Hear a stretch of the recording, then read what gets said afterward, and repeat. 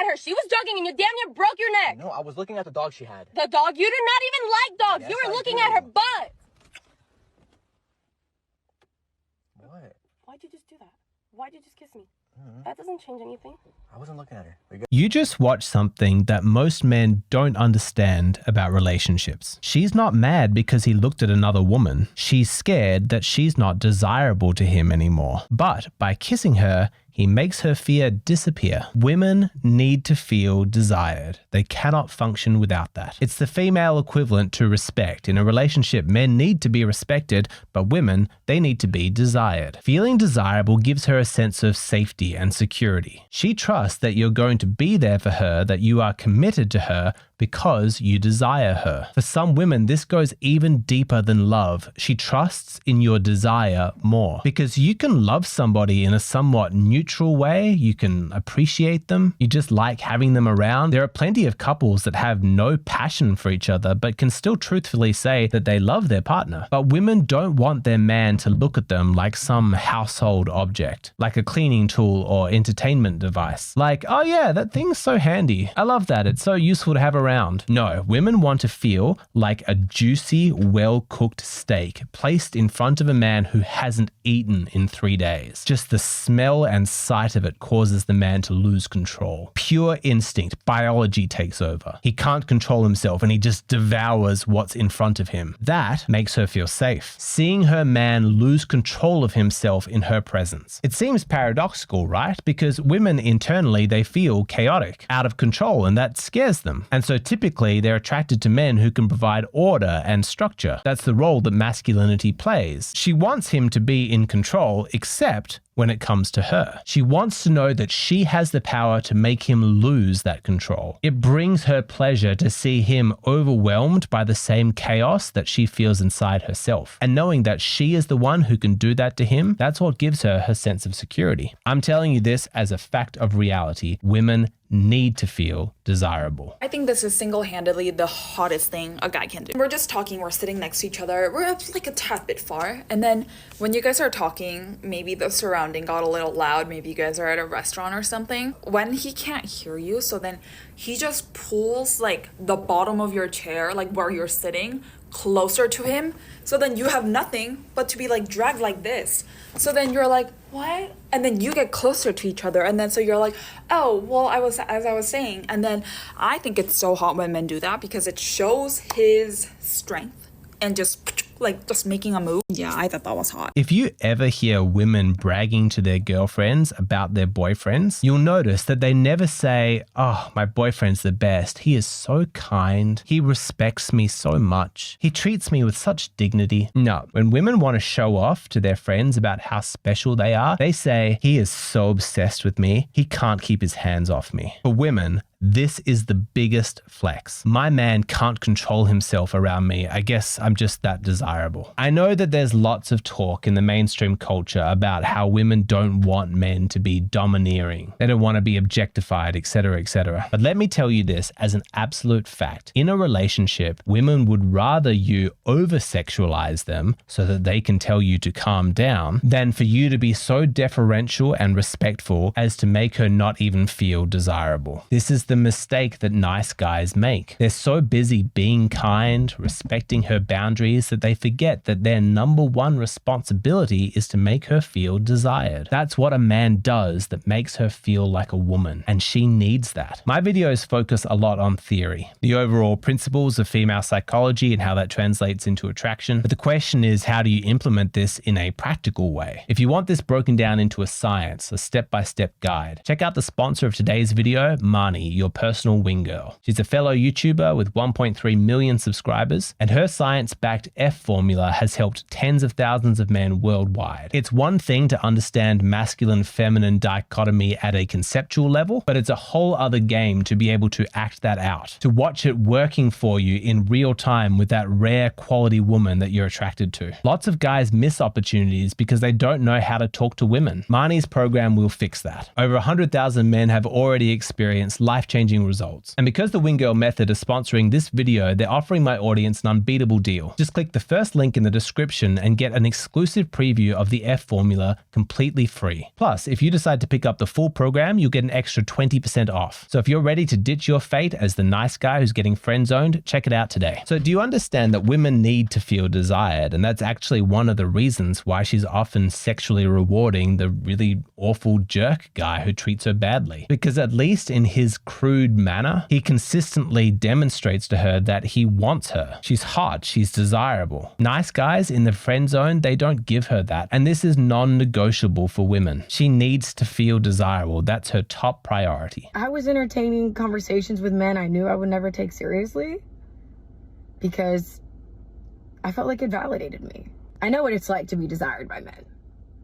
I don't know what it's like to be valued by one. And you can tell by the men she continues to give attention to that if given a choice between those two options, you know which one she's going to choose. Because this is not a luxury, this is a practical necessity. When you're with her, women do not want to feel like you are just two fellow humans. She wants to feel feminine. She wants to feel like a woman. And she gets to experience that by seeing how strong her sexual influence is over you. This continues into a relationship because if your woman does not feel sexually desired by you, there's going to be consequences. She's going to become shut down, depressed, and she'll become angry and resentful because you're not making her feel like a woman. That makes her more masculine, which breeds arguments and eventually ends in the two of you breaking up. She needs to feel desired, and she's going to get that need met at any cost. Even though she's in a relationship, there are lots of women who will post on social media revealing photos because they're so desperate to get that validation. And in extreme cases, it will lead to infidelity. We asked 100 married women, if you could have a second husband for only one purpose, what would it be? Something like 70% of them said just for sex. Whoa, damn.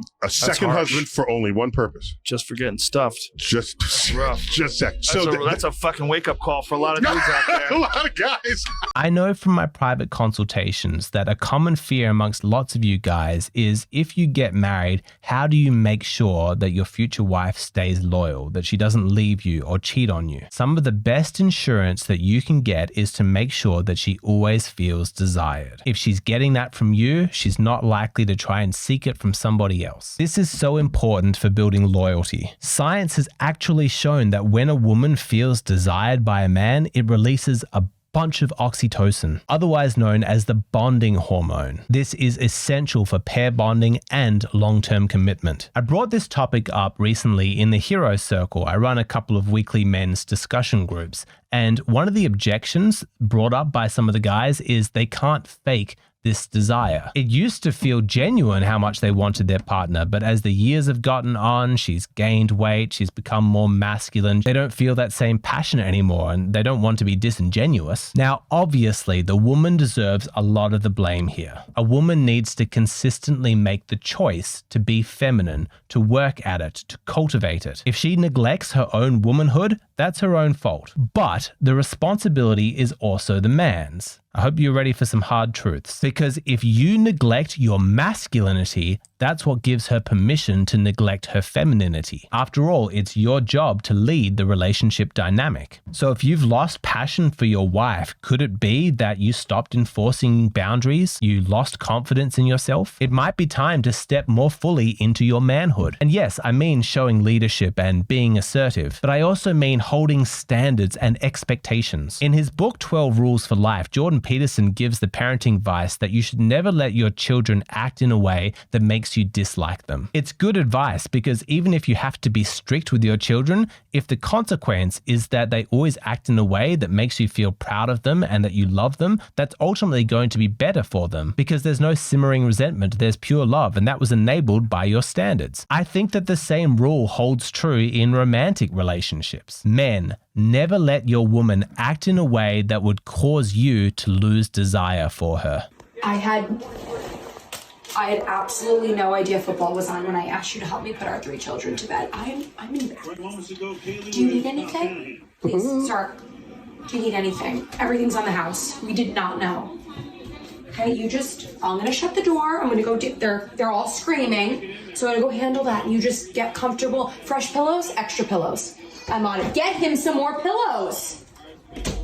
No man is ever going to feel desire for a whiny, complainy, passive-aggressive woman like this. And so, for the sake of your relationship, for the sake of her happiness, you need to put her in her place. I'm not saying he shouldn't be helping with the children, but this is not how you resolve a misunderstanding. You need to tell her this is absolutely unacceptable. If you have an issue with me, you bring it up calmly. We talk about it like adults. Every man needs to have these rules in their relationship. Always show me respect. Never raise your voice. Trust in my decision making. Speak to me kindly. Always affirm that we are on the same team. Men, you need to have standards and there need to be consequences when she does not meet them. And the secret that modern feminism doesn't want you to know is that women want to be held to standards. It makes them feel safe to see you in control. And she will understand that you enforcing these standards is what's going to help her maintain her femininity and, by extension, your desire for her. She will be grateful. If you're breaking a long-established pattern, at first she might kick and scream. But let me tell you, what she really, really does not want is for you to lose desire for her. By maintaining standards, that's what you're protecting, and she will thank you for it. Hey, did you know that if you nag at your husband, then you're worse than a dripping faucet?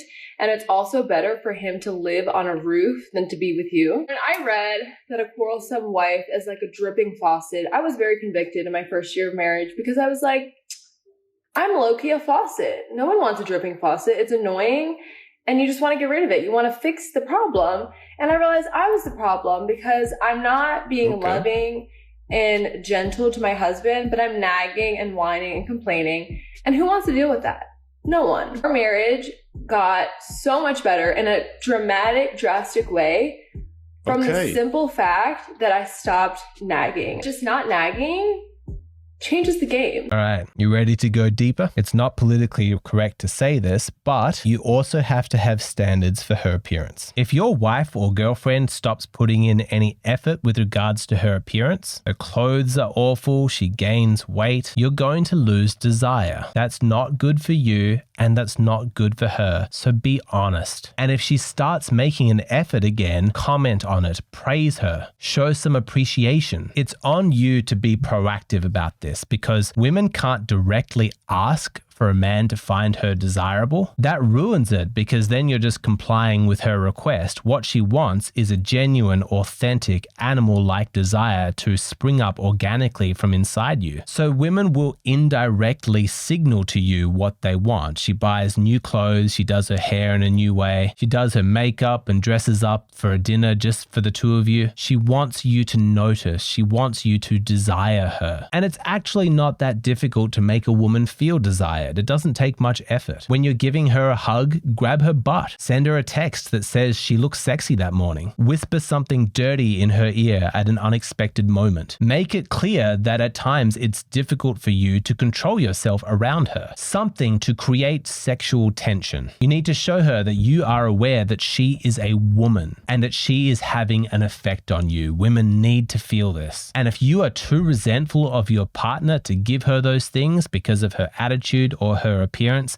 then your number one priority needs to be fixing those things so that spontaneous and genuine desire can be re-stimulated. That might be messy, but you've got to have it out. Have the arguments. Fight about your expectations. Do whatever you need to do, but end that awful state of indifference. You need to get back to some fun, some playfulness, that joy of innocent sexual desire. And as a bonus, making a woman feel desired is what's going to stimulate her desire for you. Women's sexuality is weird. Often they're less attracted to you than they are to the idea of themselves being attractive. Like they're turned on by their own desirability. To my male brain, it seems kind of narcissistic, but you know, whatever gets the job done. But if you're the kind of guy who really enjoys feeling desired and you just want her to attack you with passion and excitement, bring that energy to her first. And then you get to watch it just compound and expand. I'm going to go into a bit more detail in like a practical sense, but in order to make the points that I want to make, I have to use language that would definitely get me demonetized on YouTube. So yeah, the rest of the video is going to continue on Patreon. So if you want to take this theory and hear how it actually works out in practice, come on over to Patreon. What I post here on YouTube are just the short and abridged versions of my videos. The full versions are available on Patreon.